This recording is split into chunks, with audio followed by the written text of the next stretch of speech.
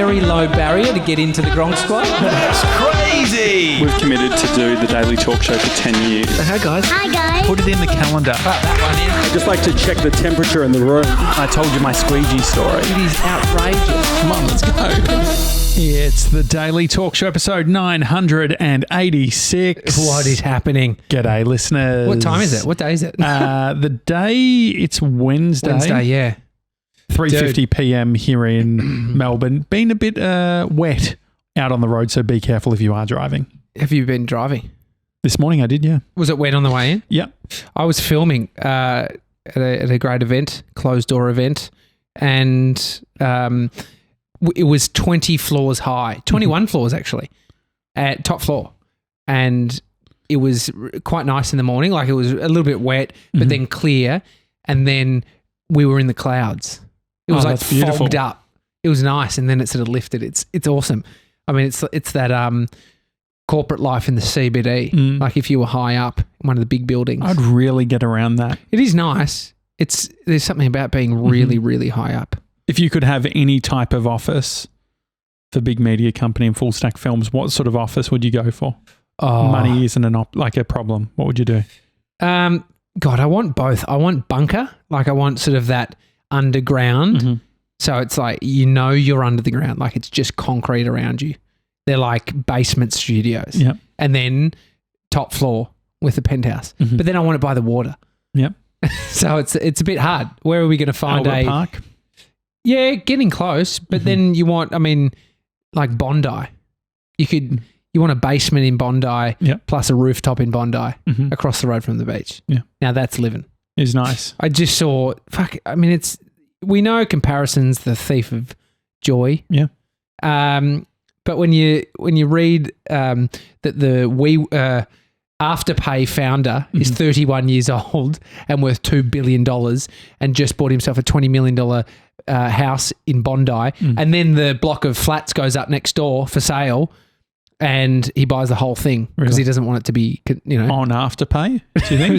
He's got cash. Yeah, he's the one guy not needing Afterpay. Is the man who invented Afterpay. Yeah. There's many other people that you could compare outside of him. Yeah, but no, it's way better than you. Well, no, but it's looking at the age. Sure. And then I look at the photo, I'm like, that fuck, he's young. He's Does he look good? Is he a nice looking guy? Yeah, he looks good. Attractive young man. World at his fingertips. Probably stressed out of his mind. This is where I start going. Depressed, hates everybody. Or hates maybe that's stuff. just you. No, I'm joking. That's what most people start to do when they say it. But it's, fuck, man, good on him. Good on him. What were you reading? What was that in? Maybe it just was like how you get, I don't know, you might not, but sucked into, so real estate sites write articles like they're a newspaper. Yeah. And next minute they've threaded, businessman this and business lady this, buying this, but so they give you a bit of a backstory in the business and then what they've purchased. And so were you looking a lot at real estate No, sites? I don't know where I saw that.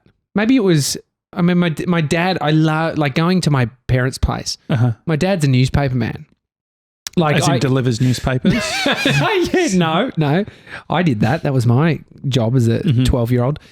But growing up at home, we always had in our laundry, bottom shelf, just like, which is the ground, there was a box, and in that box was old newspapers. I remember this, like the stacks of papers that you would have. And then sometimes you would use them for like a school project where you're doing paper mache. Paper mache, fires out in the backyard we used to do. And now, like, I don't have that. So when I want to make a fire, it's like scratching my head, what should I do? I don't want to go buy a newspaper.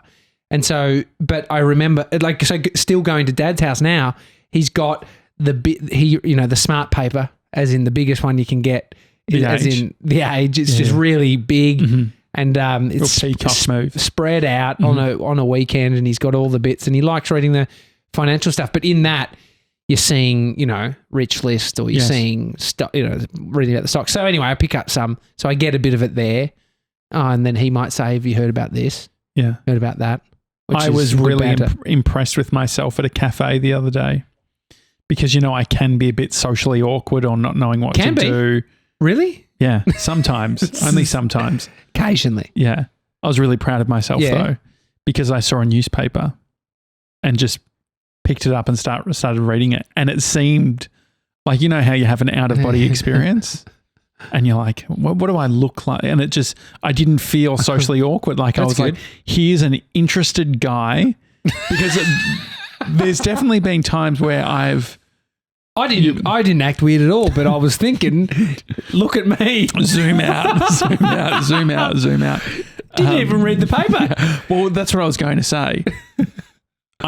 In a situation like that previously, Yes. I've definitely looked at the paper and actually not taking any of it in. Like all the words are dancing. It's like when you're out to lunch with some friends and you're all talking. Yeah. And we're all looking down at the menu. I don't know if it's just me, but I'm never actually reading the menu. Oh, the amount of time. Sorry, fourth time around, the waiter has to go and come back again. I'm the one to say, let's go now. You start with you, and by the time it gets to me, I'll know what I want, which will probably be a beef burger. I do like that pressure. It's the flip the coin model. In some ways, it's like make the decision quick by a flip of a coin. I can't decide. I'll get. How often do you have coins though? Never. But anyway, I did feel I was really proud of myself because I'm full of shit. No, but I was. I felt like a poser, but at the same time, it was about Iran or whatever, and I was like, "Oh, look at me in the morning at a cafe reading about international news." Fuck, I'm cool. And did you stay there or you just were? No, I just read it and I was like, you know what? Like, I took it in. I was actually reading it. And, you know, like, I don't know if it's just me, but as I'm reading, it's like, there's a hyper, like when I'm doing something that's different to what I'm normally doing, I become like, not only do it zooms out, but then I feel my face. I can feel my face. Do you ever have that?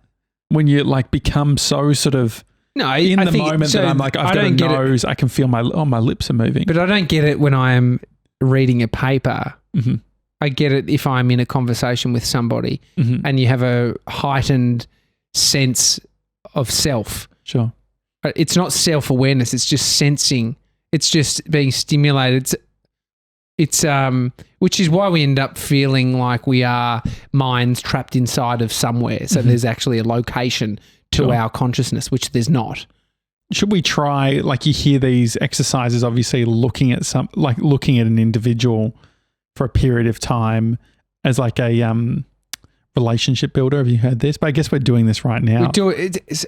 I told you about when I did my coaching course. I offer coaching. If you didn't know, hi at the Daily Talk Show. I'm a life coach. No, I'm not. But I did a life coaching course, Cert 4, didn't finish it. Yeah. But one of them was to sit, one of the things to do, this is like a weekend workshop. You've never met these people in your life. You come together, but it was about opening up. So you have your palms facing up on your thighs, sitting opposite somebody. Yeah. Someone you didn't know, very close to them, and you'd look at each other. But at that moment, there's a hyper sense of awareness on yourself. So what are you looking, this is the meditation that I do with Sam Harris. It's all about sort of trying to understand that there's no location of the self. So we think it's behind our eyes, which gives us the, like right now I can see my fingertips come in front of my eyes. So I feel like I'm back here. Yeah. But that's all like the appearance, and it's being stimulated by the things like my hands and my eyes and the sense of my eyebrows and my nose and being behind my face. Well, it's like the eyes are the windows to the soul and your hands are the windows to intent. I don't know if it's like that. It's not Sam Harris's bit, but it's active defense. Always look at the hands. I've been very good at that, by the way. But if you think about it, if you're looking at me and you're looking at my hands, but look at me, who's looking at me? Like you're seeing my face, but where are you looking from? Sure. Well, it gets real trippy, dude. Have you done that with a mirror before, where you look at yourself close enough? I mean, you would do it every day. No, there is a meditation which is looking in the mirror. Tommy Jackett meditation. Sorry, I said meditation. I meant mantra. Look at yourself. You're beautiful. Your hair's great. Actually, I didn't need to say that. Everyone else does. I mean, the thing being in compromising positions and having a mirror, where I live at the moment, there's a mirror where when you're seated on the toilet, there's a mirror where you can sort of see yourself, like side profile. Side profile. Okay, Yeah. good to clarify. Yeah. But it's just not like, you just don't need that negativity really, do you? What does it do? Wouldn't it just like... I mean, I don't mind it. You probably looking at become... No. Not that I'm wanting to perv on myself. But so what are you looking at? You're looking at you, but what are you? Like if you go real deep with it, what is it? Like everything threaded, any negativity that's coming from your mind is exactly just that thought that's sparking up about something, because you are just you, like sitting there. And so that's why there's nothing to be ashamed of. There's or a part of me that wants to get all not like nice. More spiritual. Like I think I think part of it is there was the I don't know if we ever spoke about that on air, but when I was talking about the gurus and your mum was not texted you saying, Josh, shut up, he doesn't know what he's talking about. No, because you push back on shit. Like I know that half of it's like, and you're the first to say I actually don't know. Yeah. But you're the first also to say, but are you sure? And so that those two things happening at once can be very annoying, because you're like, what? Well, I don't know, but are you sure about this? And how do you know? Which is implying that you know something that they don't, or you're of a different understanding. And so that's where it can be annoying. But there's a lot of dropping of that when it goes into the spiritual space, but that isn't in the dropping the sense of I all believe anything. So there's a place in between. Well, sometimes you can have a contrarian view on something, or you feel like you have to play devil's advocate. This is the problem with like a bunch of social issues that are happening at the moment, where it's like people feeling like they just need to be like, oh, well, it's not all black and white. Like, oh, not all men are rapists, or like as a way of not having, like I was reading an article where I think the headline was rape is a men's issue, not a women's issue. And I like caught myself just for like a moment being like, what, hang on. And I was like, oh no, like, and then I like, it's so funny how from this debating or seeing, but like you get in this dark area of trying to justify. It's like, no, like I caught myself doing the exact thing that gets people in a bad headspace, which is justification or devil's advocate. Whereas like not everything needs a devil's advocate. Not everything needs to be defended. I agree. Not everything needs to be defended, but it's also the essence of what you said, which is triggered. You could use that, or something that stimulated an emotion or a sense, whether it's like what you actually give a fuck about. Because I know that you don't actually, you're not over here saying, oh, but wait, man, you actually don't give a fuck about it, but it's obviously done something. But then what about ScoMo? ScoMo coming out and saying like he's done such a poor job of everything that's been happening with Parliament, to the point where in a moment where they're saying, hey, take responsibility, he then, did you hear about the News Corp thing? Oh, so he said clean up your own house before you get, look at ours. I mean, that is like the opposite of what a leader should do. How can you look at that and say, oh, that's a win? Dude, I'm surprised people aren't harder, aren't more wild. I mean, it's not why. What do you mean? It's not, I was going to say it's why I'm not in politics, but like people aren't looser than ScoMo in these high pressure situations, saying more dumb shit. I guess Eddie Maguire said some stuff which, he says taken out of context. It's not what I meant. And other people say otherwise. And so I'm surprised it doesn't happen even more, that people are saying shit like that. Like, why is that? What do you like? I'm surprised only because it's what you said. It's like knee-jerk reaction could be something that you're not proud of. But the leadership thing... Yeah, you hope that the people in your country... But I think that's a thing, right? Like if you've made it to a certain point... I mean, you look at the standard though. Look at Trump, the president. And so the standard of... I'm surprised. Yeah, I guess... But that's why it was so disconcerting, and why it was... because things like morals and ethics can become this sort of side thing. It's like the... It's how he talks about, spoke to Jenny, like he to get a perspective on women. He can't like empathize at the human level. He has to speak to fucking Jenny. I I saw it because obviously there was that politician that, I don't know what, he must have got his dick out or something on a desk. I just saw a screenshot of something. It was all blurred, but you sort of, but the thing, there was a Batuta Advocate, I think, article where it was like the headline was, ScoMo in tears, thinking if that was Jenny's desk. But it is a shame. But, I mean, it doesn't matter what political view you have. You can look at that. Like ScoMo, I think is fair to say, not great when it comes to, at the very least, communicating leadership qualities. Yeah, I don't think he's a piece of shit. Like, I don't think, which is not he sees saying himself as this, like he's a Christian dude. Yeah. So you would think that some of the things he's talking about. I mean, we don't get scrutinised for what we say, but we're not also in charge of the country. Yeah. And so, but he also is representing all Australians. And so really you want a Prime Minister that is reflective of... Which seems fucking bizarre because humans are flawed. How can we expect one person? Like, this is more just looking at... It's common decency. I think the thing is that where he lands is it's like, at what point, like, just think about apologies. I feel like if you look at, say, everything from how the bushfires were handled, all of these different things, you're like... look, there's probably a better way of doing it that's more empathetic, less in the defensive. Oh, of course. I think that's for anybody, right? But also, like, you playing can dumb. reflect on.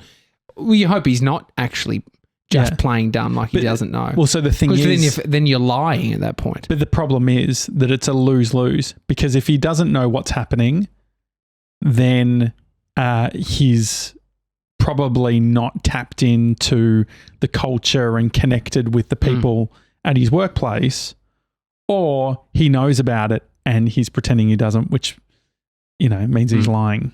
Yeah. So it's not a great... It's a huge problem if the person running the country is lying, and that was a lot of the time the case for Trump. He lied about a bunch of stuff on record. Like, it's clear. And so...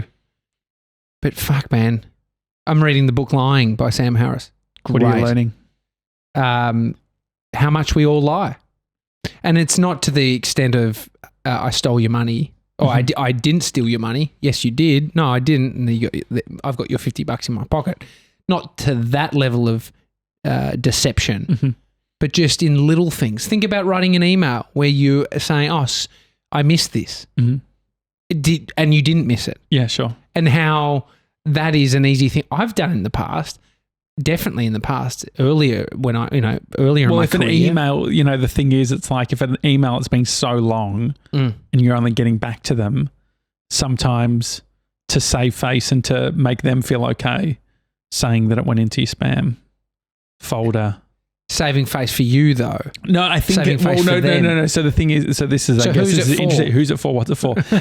I think that which is a good point to ask about when you're about to lie. Who's it for? What's it for? So the thing is, if I use that example, when I was younger doing freelancing, that was a common thing. Like, I feel like shit, we used to go into spam a lot more back then. But, I don't trust anyone when they say it's gone to spam these days. Or it's just rendering. But on the email thing, so the reason you do it is because you don't want to communicate the disrespect that I just didn't bother writing back for this long. Yeah. So by saying it was in the spam folder, all of a sudden you bring up that person's status because you're like, you are still important to me. Whereas if but are they? Because if you did, this is like living truth. But the problem is that sometimes you might be living out of alignment with these things. So, for instance, think about people who you might care about, but you just don't get to their text message. So, I guess what we have to preface in this circumstance, the options aren't. So you have another option. So you've got the lying about the spam thing. Yeah. But the point of it is you can't retrospectively change anything. Mm-hmm. I've done it too, Josh.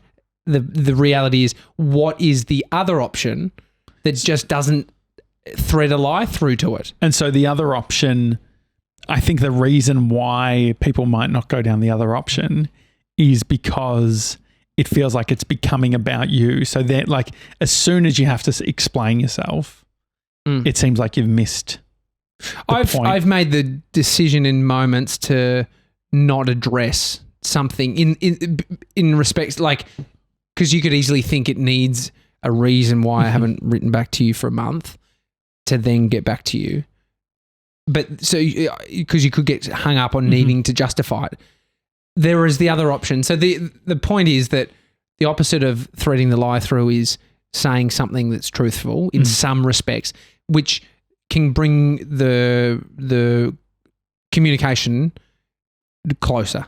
When I was younger, I set up, I think it was called, don't remember what the service was, but it was called like 3 sentences or 5 sentences. There was different versions.com. And you would put it at the bottom of your email signature and you would say, I'm practicing 3 sentences. Find out what it is here. And what it was it's like, I only email back 3 sentences to try and reduce my workload, which is, it's very funny. It's not far off the time that someone sent me one of those. Sorry, it was in spam. Mate, it's real bad. Sorry. Isn't that so fun? But this is what happens. Like, people who read 4-hour work week, and then if you actually try and do that in the real world, like autoresponders. I had the classic case where I set up an autoresponder saying, "Hey, I'm only check my emails once a day." Did the classic, which George has done this too. He set up an autoresponder in Apple Mail, and I did this when I was younger, where I accidentally sent the autoresponder to every single one of my contacts, saying that I only check my email once a day, which is not great. Oh God. But and so lying, is there anything that because I think that there is the other part of it, which is there are people who pride themselves on, I just tell it like it is. And the problem with the tell it like it is attitude, if there's a certain flavor of it, so there's obviously like really positive flavors, but there's a flavor of it which is, I don't care how this is going to make the other person feel. And so it's a bravado thing. There's also the other tell it like it is person that values the truth, and so when that person also gives you a compliment, you know that it's honest. But they don't have the arrogance of tell it like it is. It's like, from where I see it, it's like this. So maybe it's more silence than anything, which is what you're describing. So rather than lying or addressing, hey, this email's a month old, this is my excuse, just going into the email without addressing it, which I don't know where I stand. Unless it was requiring the event is gone. This is where it's hard, because you then get held up on a situation. So what about if it was like to benefit? So for instance, say if you're going for a job, right? You you wouldn't really do this. I think the thing is, if you just take stock of your day to day and see the moments in your life where lying becomes your first go-to, which I'm like guilty of it, right? Because Bodhi, hey, is there any more chocolate? Nah, it's all gone. Is a lie. There's a fucking shitload in the cupboard, and so what's the language there? It's not, no, there's no more chocolate. It's none for you. There's none for you right now. And so that's another way of doing it. Yeah, sure. So the kids thing is, lie to kids. Don't be so tricky, often. Dad. Do you fucking have chocolate? Because but at that point, he's like, if he's ever saying to me, don't be tricky, he knows I'm a liar. And so there's little bits. So it's with your partner. I don't know. So there's heaps of examples in the book of lying that, he asked his, he gives an example of this one family where the mum got MS and they were at the doctor's. The husband found out that his wife had MS. Yeah. The doctor had told him he didn't tell his wife. And so she never knew that he knew. She didn't know, but then she found out. And then her son didn't know and then found out later, a year later. So for a whole year, his point is that there was no support. There was a year that nobody knew that each other knew. Sure. Yeah. And so everyone thought, it's like ignoring it. Okay, what about this long-term Connection. That's the key to not lying. There's a lot of connection that can be made. Relationships, wanking and porn. Yeah. It's a common one. 100%. And so I've lied about it for sure. Which is so, there's something you feel so pathetic about it. Oh, yeah, of course. Of course. Real pathetic. But don't you think that I feel like that is a look at how much, like something like a Pornhub, how many viewers or how many users use Pornhub? Should we check their monthly? You can, yeah, sure. But don't you think that's an interesting one? Like I think, man. But that's why it's like I've had people say to me, "Oh, my partner." It's one girl said to me, "My partner never watches porn." I said, "Bullshit." I mean, maybe I didn't watch any pornographic material for over a year. I was speaking to one mate who, during COVID, he's like, you know, you're in an apartment. It's pretty by yourself. It's pretty no with your partner, but he was used to, you know, 7 sessions. Wife's gone to work, have a wank, and so all of a sudden he's like got this wanking habit. It really is a friend. It's not me. But seriously. I was thinking about who are your mates that live in apartments? It was you. No, it actually isn't. But I changed some of the story so that it wasn't so obvious. But they may have had to quarantine. They had to quarantine in a spot that wasn't their house or whatever for that period of time, and he ended up having the conversation. Fair enough. With his partner, which is like I'm an addict. I'm gonna have to have a wank, and it's got nothing to do with you. That's so good. I mean, so on a lying, like when you think about that stuff, I mean, we've spoken about it early days. Your number, how many sexual partners I actually you've had? Hand on heart, could not tell you. But do you speak to Amy about it? Would you tell her what like much now? But I think there's a lot. I think if you're talking for myself here, a single guy that gets into a relationship, there's a lot of. I mean, lying. It sounds so heavy. Yes, but there is a lot of deceptive communication. You could call it like veering off, trying to bring up something else or getting out of it. You know, you're just like not wanting to go there. And so there was a lot of that for me with Amy early days, but now it's a bit different. Yeah, but I think about the reaction that you have or like going into it. It can be like maybe not your proudest thing. Like if you're not proud about, you know, your previous sexual history or whatever it is, someone asking it, even if you're in a relationship, could be confronting. Exactly. And so I think that most of the evidence of actually talking about it with Amy is a deeper connection. And so you can always think that like the truth is too hard for somebody. It's fucking too hard for you. Because that was, I literally thought that I can't tell Amy the stuff she wants to know about things that are just, you know, very basic. But I was just like, she can't handle it. Yeah. Now everyone's thinking what the fuck I was up to. Yeah. But threesomes. Yeah. But at that point, I'm like, Amy can't handle that. I can't tell her. Like, but then you know what it is? It's the tough moment of being in that conversation with her that feeling for me. I don't want. Yeah. I didn't want that. And so it's like an aversion tactic, which sometimes it's like, imagine that. So that's like not me doing anything wrong. This is just previous sexual history, if we're talking about where I can't even handle that. Imagine actually like having to tell, somebody something that you are honestly lying about, stole the money. Imagine actually saying that. Fuck no. Yeah. It's like too much. And you can't say no comment like at the cop shop. No comment. You can. What is it called? The fifth? Oh, yeah, in America. Yeah, plead the fifth. Plead the fifth. Is it the fifth? Yeah. I watched Bridesmaids last night. Nice. Funny film. Yeah, it is. It is. Yeah. It's a great. It's if you want to laugh. Yeah, it's fucking real good. And so, any other thoughts on the lying thing? I think that, nothing other than try it. Try just having the filter of, am I lying right now? Have you noticed? Am I lying so, right now? what areas have you picked up on? So there's the boating. Okay, thing. no, I got one today.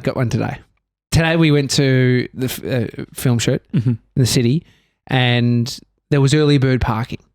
$16. Yeah. The person producing the event told me about it. Great. We had someone, a contractor, helping us film, and I said, go there. And I said, mate, I'll cover it. Fucking big dog. Yeah. Big dog will fucking cover it. Yeah. Jeez, you're sick. $16. Yeah. Anyway, we go to the car park. The machine's not working. I'm like, fucking I was like, I got this, son. I got this. Putting in the ticket, sending it back out. So I hit the help. Lady comes online. I don't know where she is. Yeah, it would be in international, I think. Oh, really? Yeah, it wasn't in the actual thing. Anyway, she's like, yep. So that will be $73. Oh my goodness. So is this on the way out or the way in? So this is on the way out, you put your ticket in to leave. No. So it's at the machine. At the machine you to pay. Okay. Yeah. And what'd you say? I caught myself because I was like, oh, but someone told. I was like, but that's not a lie.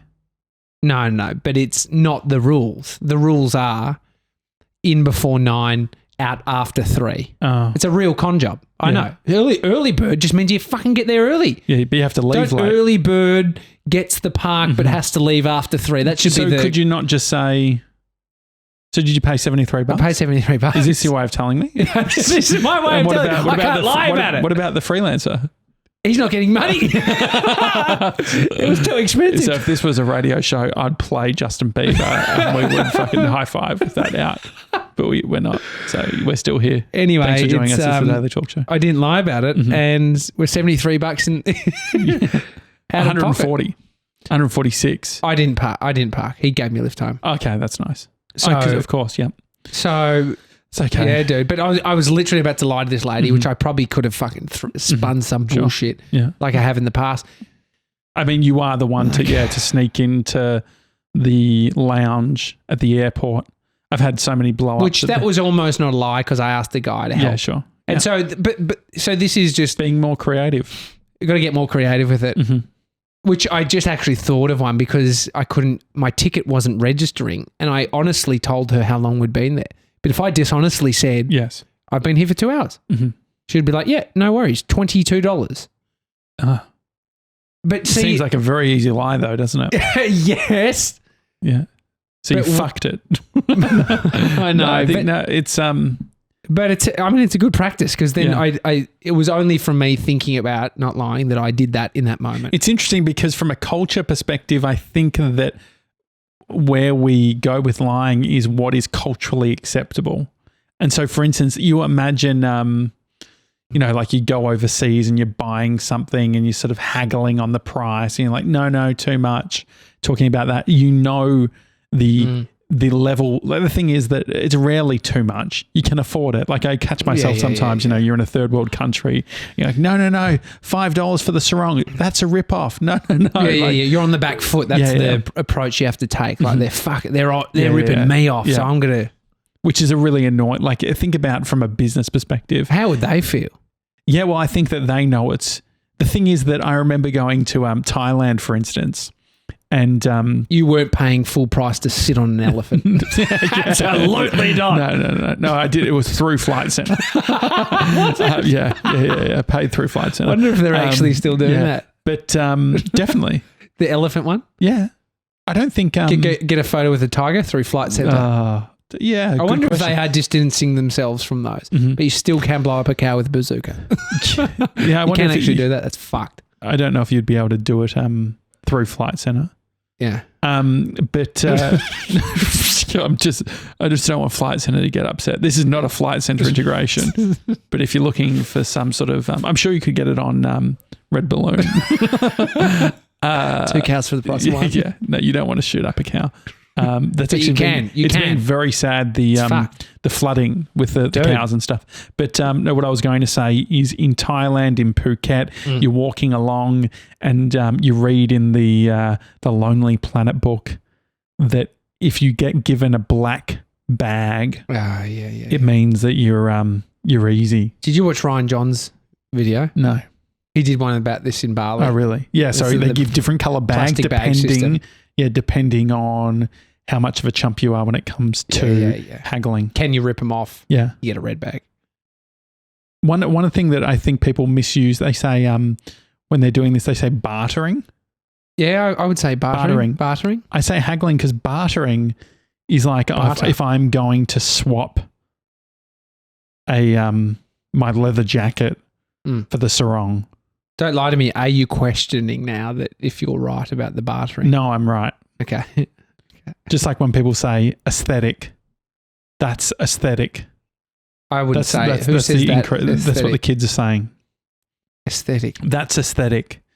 Well, but aesthetic. That is aesthetic. You could see it as aesthetic is not a descriptive. No, so aesthetic is so you can have really nice aesthetic, sports aesthetic. Yeah. It's it's not a good aesthetic, but that's aesthetic. That's probably it's lingo. That's the bit. Yeah, that that's they're aesthetic. Doing. Yeah, that's aesthetic. They know. I mean, they don't know that it doesn't work, but is my hoodie aesthetic? That's aesthetic. I feel like a European DJ. yeah. This one goes out to. It's a mint green Amsterdam couture. Yeah, it feels good. Amsterdam. It's good. Yeah. It looks. It would be warm. Do you inside. like it or no? It's nice. It'll probably get dirty. It's going to get real dirty. I mean, for you, I value that you're spicing it up. You're minting it up. Well, I wore pants on a shoot on Monday, and Jess was blown away. She was like, "You guys look great." Literally, just put pants on. Normally wear shorts. Yeah. What are you wearing right now? Pants. Yeah, pants. And because I just felt like I want to feel good today. I was driving in. Yeah. Wouldn't trust wearing something so light in the rain. And so I drove in. Felt like a bit of an executive, just driving in comfy with the heaters on. Yeah, love it. Nice jumper. No seat warmers or anything, but mate, you don't have a Benz. You don't have a fucking Rolls Royce in your Scotch and soda. That would go. Yeah, thanks. All right. It's a daily talk show. That's aesthetic. Yeah. Hi at thedailytalkshow.com is the email address if you want to send us an email. Episode 1000 coming up very strong. Yeah. We are doing and soon 16 hours. That's which is 1,000. Well, it's 1,000 minutes. Yeah, so it's a bit over 16 hours, which is not 24 like we did, but it's a doable and still on Friday the 15th. That's 9th. It's 10th, 2 weeks away. 7th, 8th, 9th, 10th. Okay, just double check. Just checking. So we're going to stream 9th. Yep. 1,000 minutes. We're going to stream. Yeah. Going to have a bunch of guests. We've still got to reach out to all of our guests. So if you're listening and wondering where the call is, it's coming. I had an idea, and I'd like to get a hotel on the bandwagon. Okay. Hi at thedailytalkshow.com. Yeah. It's the after party. Okay. But not even. It's the kick-ons, but you don't party, and I don't really party. Sure. But I thought if we were to have our own hotel room that's waiting for us, we do the show all day. So we're starting at 5 a.m. We're done at like 10 p.m. But so you and I in the same room? You and I okay, great. have to go. We get to, but during the show, we have someone go to the hotel, check in for us, do a video in the room. We bring them into the Two live beds stream. Or one bed? Well, I would separate. Yeah. Okay. You get 2 beds, but so like 2 singles. It's the kick-ons. Yes. And we might take we might take the team back there. Sure. For a nightcap, but then that's it. A night cappuccino. Exactly. A nightcap. Yeah, I mean a nightcap could be a beer. Okay. But we'll integrate the hotel, We'll show the room, and then you and I will head back there. Well, it can't be the Hilton, based on your history. The Hilton's no longer The Hilton. Pullman. But I did my dirty at the Hilton. Okay, sure. All right. And Crown, we burnt the sofa. Okay. Right, well, good though. It wasn't under my name. Yeah, I think you should just stick to lying. Have a good one, guys. See you guys. Tomorrow.